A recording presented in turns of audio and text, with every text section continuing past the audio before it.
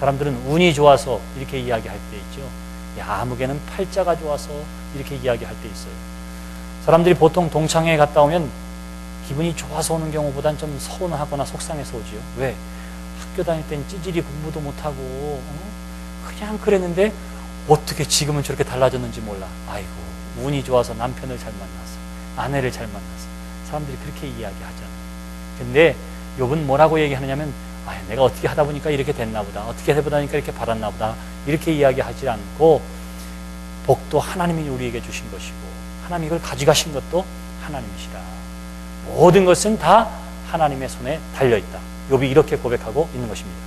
우리의 삶도 역시 마찬가지예요. 여러분들이 건강한 것도 마찬가지고 질병 가운데 있는 것도 마찬가지고 성공했을 때도 실패한 것처럼 보이는 그때에도 마찬가지인데 모든 것은 다 하나님의 손에 달려있다고 하는 사실을 기억하시기를 바랍니다. 과정 속에서는 이것이 힘들어요. 과정 속에서는 힘듭니다. 근데 결과를 보면은 이래서 하나님이 나로 하여금 이렇게 하셨구나 하는 것들을 깨닫게 되는 거예요. 이것이 반복되어지면 어떻게 하면 또 다른 과정을 겪게 될 때에 이것을 통해서 이루시려고 하는 하나님의 분명한 뜻이 있을 거야 하는 것을 알게 되는 것입니다. 저는 날 때부터 약했는데 보기에는 얼마나 강했는지 몰라요. 그리고 실제로도 체력이 굉장히 좋았습니다. 지금도 나쁘지 않아요. 그러니까 보통 미국 사람들이 일주일 동안 시험 보면 일주일 내내 거의 안 자고 시험 공부를 하더라고요. 그러니까 밤에 공부하고 그 다음에 낮에 시험 보고 그리고 밖에 나가서 운동하고 또 밤에 공부하고 이래요. 체력이 그래요. 근데 제가 거의 그것을 따라할 만큼 됩니다. 따라할 만큼 돼요. 그 체력이 굉장히 튼튼하죠. 한국에 집회하러 갔는데 6주 동안 집회를 한 적이 있어요. 6주 동안. 한 주일에 2교회씩. 근데 6주 동안 하는데 계속 하는데도 피곤하질 않아요. 근데 가서 보면은 교인들과 목사님은 이틀, 3일 지나면 막 피곤해서 쓰러지고 막 피곤해하고 아이고 이러면은 이해가 안 가더라고, 이해가. 아니, 나는 지금 6주째 이러고 있는데 뭐가 힘들다고 그래. 이런 생각이 들더라고. 저 믿음이 없어서 그래. 믿음이 없어서. 하나님을 만난 기쁨이 없어서 저래.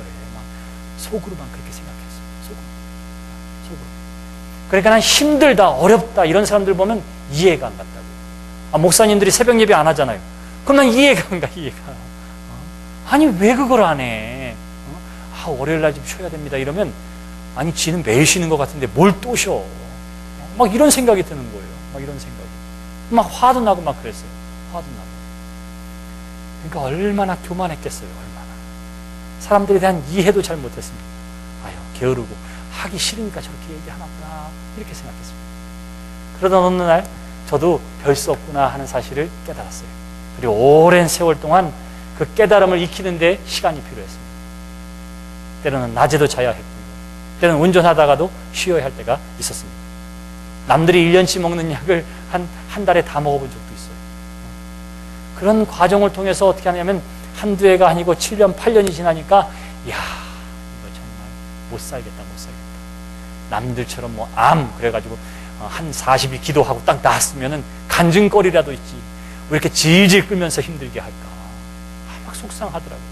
제가 지금 웃으면서 얘기하지만, 막 화도 나고, 저는 하나님 원망한 적도 있어요. 이러려고 나를 종으로 세웁니다. 그런데 시간이 지나면 지날수록 내가 그것 때문에 하나님을 찾게 되더라고요. 시간이 지나면 지날수록 그것 때문에 내가 하나님 앞에 겸손히 무릎 꿇게 되더라고요. 시간이 지나면 지날수록 그것 때문에 내가 예전에 화를 내고 속상해하고 이해하지 못했던 그 사람들을 위해서 기도하게 되고, 그럴 수도 있구나. 얼마나 힘들면, 또 다른 사역 가운데 얼마나 지쳤으면 이해하게 되어지고 기도하게 되어지고 그렇게 변하여져가는 나 자신을 발견하게 되었습니다. 시간이 지나면서 그것을 보니까 그때는 가장 견디기 어려울 것 같은 시험이고 역경이었는데 지금 보니까 하나님이 나를 사용하고 다듬기 위한 하나님의 훈련의 과정이라고 하는 사실을 알게 된 거예요. 모든 고난과 훈련이 다 끝났다, 이렇게 이야기할 수 없습니다. 그러나 또 다른 시험과 어려움이 있을 때에도 제가 어떻게 생각할까요? 하나님께서 이것을 통해서 이루시려고 하는 뭔가가 있을 거야. 그러니까 내가 뭐든지 다 잘 되는 것뿐만 아니라 그렇지 않아 보이는 이것 또한 하나님의 손에 달려있구나 하는 사실을 제가 알고 믿고 기대하게 되는 것입니다. 근데 여기서 욥이 훌륭한 것은 뭐냐 하면 그는 지금까지의 삶 가운데 이러한 것들을 경험해 본 적이 없어요. 만사가 형통한 삶을 살았습니다. 자식이 고생을 해서 하나님 앞에 간절히 기도해 본 적도 없어요. 없어요. 그런 사람이 처음 닥친 환난이었습니다. 그것도 세상에 사는 사람이 어느 누구든지 다 당할 수 있는 한 가지 이상의 것을 한꺼번에 당했어요. 여러분, 재정적인 것 때문에 어려움이 있을 때 있잖아요. 돈 때문에 어려움 당하잖아요. 사람과의 관계 때문에 어려울 때 있잖아요. 자식의 문제 때문에 힘들어서 기도할 때 있지요. 아내와 혹은 배우자 때문에 힘들어할 때가 있습니다. 때로는 나 자신의 건강과 영적인 문제 때문에 고민하고 아파할 때가 있었습니다. 근데 욥은 보통 사람이 한두 개 겪는 그거를 한꺼번에 지금 다 겪고 있는 거예요. 다.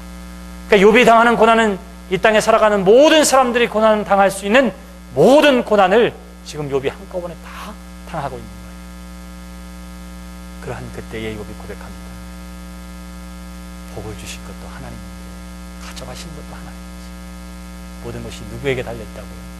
하나님께 달려있습니다. 이것은 단순한 고백이 아니라 모든 역사는 하나님의 손에 있습니다 라고 하는 하나님의 주권을 인정하는 거예요. 여러분, 우리가 언제가 제일 힘든 줄 알았어요? 그게 뭐냐면 되어지는 일을 인정하지 못할 때. 나는 그래도 착하다고 좀 양심껏 산다고 살았는데 사람들이 나를 나쁘다고 얘기하면 그때는 어때요? 속상하고 화가 나요. 속상하고 화가 나요. 나는 공부한다고 했는데 시험 성적 보니까 매일 놀던 아이보다 성적이 안 나와요. 그러면 어때요? 그때 속상한 거예요. 그때.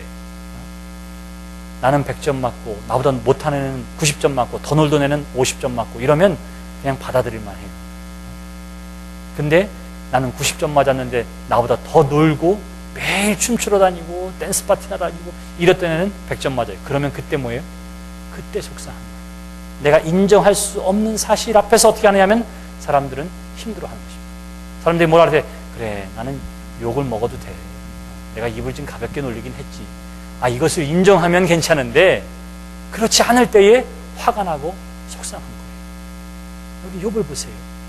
그는 인정할 만한 것이 아무것도 없었습니다. 그럼에도 불구하고 어떻게 하냐면 딱 한 가지, 여하튼지 간에 모든 역사는 하나님의 손에 달려있다. 제가 그렇게 이야기하고 있는 것입니다. 그렇기 때문에 이 모든 일에 욥이 입술로 범죄하지 아니하니라. 그래요. 자, 이렇게 입술로 범죄하지 않는 이것으로 인해서 사단은 패배하고 믿음의 사람 욥은 승리를 맛보게 된 것입니다. 욥이 처음에는 재산만 가져가도 다 될 거라 이렇게 생각했는데 그 첫 번째 시험에서 욥이 어떻게 하냐면 통과합니다.